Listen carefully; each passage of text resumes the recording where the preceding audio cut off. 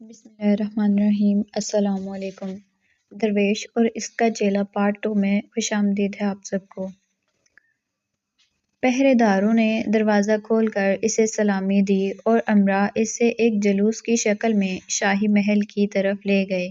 نئے بادشاہ نے تخت پر رونق افروز ہوتے ہی یہ حکم جاری کیا کہ میری سلطنت میں جتنے درویش فقیر اور سادھو ہیں انہیں کسی تاخیر کے بغیر گرفتار کر لیا جائے۔ اس حکم کی تعمیل کی گئی، لیکن خوش قسمتی سے نئے بادشاہ کے مرشد کو کسی طرح یہ پتہ چل گیا کہ اس کے ہوشیار چیلے کی دعا قبول ہو گئی ہے اور وہ سرحد عبور کر کے کسی دوسرے ملک میں چلا گیا۔ اس کے بعد جو ہوا وہ کسی تشریح یا تبصرے کا محتاج نہیں۔ نئے بادشاہ نے پوری مستعدی اور دیانتداری کے ساتھ اپنے تمام وعدے پورے کیے۔ نہروں کا پانی بند کر دیا گیا، کنویں